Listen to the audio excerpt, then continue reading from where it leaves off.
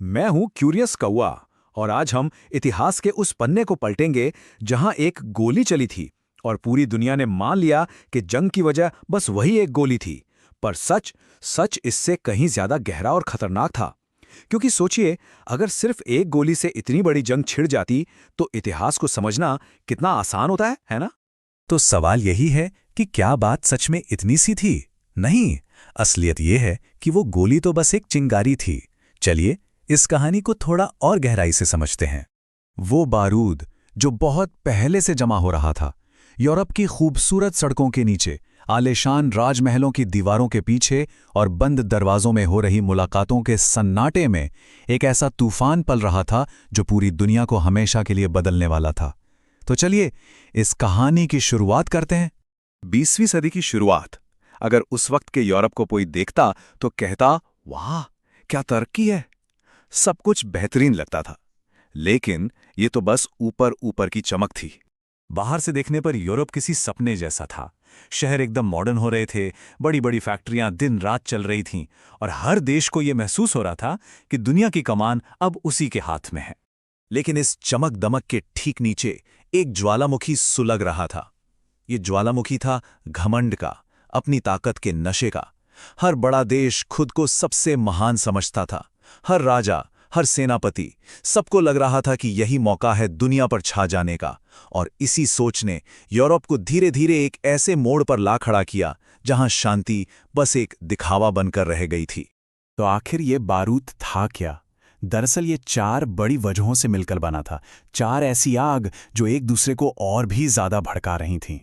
पहली आग थी राष्ट्रवाद यानी नेशनलिज्म। देखिए, अपने देश पर गर्व होना बहुत अच्छी बात है, लेकिन जब यही गर्व दूसरों से नफरत में बदल जाए, जब हम महान हैं की सोच सिर्फ हम ही महान हैं बन जाए, तो समझ लीजिए कि खेल बिगड़ चुका है। जर्मनी अपने नए जोश में था, फ्रांस अपनी पुरानी हार का बदला चाहता था और बाल्कन का इलाका तो जैसे इतिहास का सबसे अशांत मैदान बन चुका था। दूसरी आग थी सैन्यवाद यानी मिलिटरिज्म। ये सिर्फ जंग की तैयारी नहीं थी, ये एक सोच बन चुकी थी, एक मानसिकता कि असली ताकत तो बड़ी बड़ी सेनाओं और नए नए हथियारों में ही है। हर देश की बस एक ही सोच थी, अगर लड़ाई हुई तो पहला हमला मैं करूंगा। और ये सोच सबसे खतरनाक होती है। और फिर आई तीसरी वजह, गठबंधन। कागज पर तो ये बड़ी अच्छी बात लगती थी कि दोस्त देश एक दूसरे की हिफाजत करेंगे, लेकिन असल में ये दोस्ती एक ऐसा जाल बन चुकी थी जिसमें अगर एक फंसा तो बाकी सबको खिंचकर आना ही पड़ेगा। तो 2 बड़े ग्रुप बन चुके थे। एक तरफ थी सेंट्रल पावर्स, जिसमें मेन थे जर्मनी, ऑस्ट्रिया हंगरी और इटली, और दूसरी तरफ थी एलाइड पावर्स, फ्रांस, रूस और ब्रिटेन। अब मुश्किल ये थी कि किसी एक देश का छोटा मोटा झगड़ा भी पूरे यूरोप की आग बन सकता था। सिस्टम ऐसा था कि अगर एक दोस्त को किसी ने जरा सा धक्का भी दिया तो सबको लड़ाई में कूदना ही था। चौथी और आखिरी आग थी साम्राज्यवाद यानी इंपीरियलिज्म। यूरोप के बड़े देशों का पेट सिर्फ अपनी जमीन से नहीं भर रहा था, उन्हें और चाहिए था, ज्यादा से ज्यादा। अफ्रीका और एशिया में कॉलोनीज बनाने की एक होड़ सी मची हुई थी। कौन ज्यादा जमीन पर कब्जा करेगा, कौन ज्यादा संसाधनों पर राज करेगा, ये सब कुछ एक खतरनाक रेस बन चुका था। इन सारी राजनीतिक वजहों के अलावा एक और बहुत बड़ी वजह थी जो दिखाई नहीं देती थी। वो लोगों के दिलों में थी, पर कोई उसे मान नहीं रहा था। और वो वजह थी डर। हर देश किसी न किसी चीज से डरा हुआ था। जर्मनी को लगता था कि दुश्मन देश उसे चारों तरफ से घेर लेंगे। फ्रांस को एक और हार का डर था। ऑस्ट्रिया हंगरी को डर था कि उसका विशाल साम्राज्य टूटकर बिखर जाएगा। और जब डर सियासत पर हावी हो जाता है तो फैसले दिमाग से नहीं, जज्बातों से लिए जाते हैं। इसी डर के कारण हर कोई एक दूसरे पर शक करने लगा था। हर बातचीत के पीछे कोई गहरी साजिश दिखाई देती थी। यूरोप की हालत पता है कैसी हो गई थी?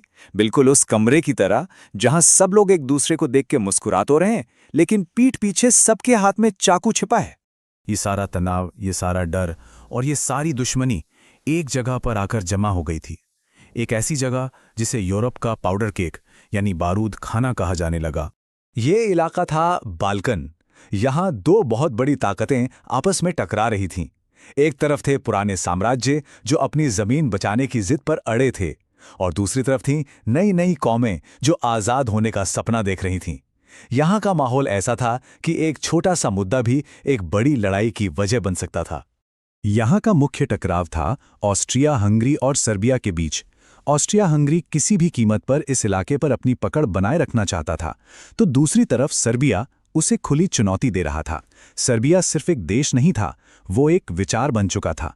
बाल्कन के सभी स्लाव लोगों को एक झंडे के नीचे लाने का सपना, और जब एक सपना किसी साम्राज्य की नींव से टकराता है तो धमाका होना तय होता है।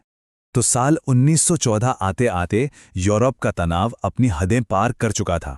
ऐसा लग रहा था कि दुनिया बस एक मौके का इंतजार कर रही थी जो इस सुलगती हुई आग को भड़का दे। और फिर वही हुआ। 28 जून 1914 साराजेवो शहर में ऑस्ट्रिया हंगरी के राजकुमार आर्चड्यूक फ्रांस फर्डिनेंड की हत्या कर दी गई। बस यही थी वो चिंगारी। जैसे ये गोली चली, सालों से दबा हुआ गुस्सा फट पड़ा। दोस्ती के वो सारे वादे यानी गठबंधन एक्टिवेट हो गए और एक एक करके पूरा महाद्वीप युद्ध की आग में कूद पड़ा। लेकिन एक बात यहां याद रखना बहुत जरूरी है, उस हत्या ने युद्ध शुरू नहीं किया, उसने तो बस युद्ध को शुरू होने की एक तारीख दे दी। असली वजह तो सालों से तैयार थी। राष्ट्रवाद, सैन्यवाद, गठबंधन, साम्राज्यवाद और इन सब के ऊपर डर और शक का माहौल। तो अगली बार जब कोई पूछे कि पहला विश्व युद्ध क्यों शुरू हुआ, तो जवाब सिर्फ एक हत्या नहीं है। सही जवाब यह है कि युद्ध एक दिन में नहीं बना था, वो सालों में धीरे धीरे अंदर ही अंदर तैयार हुआ था।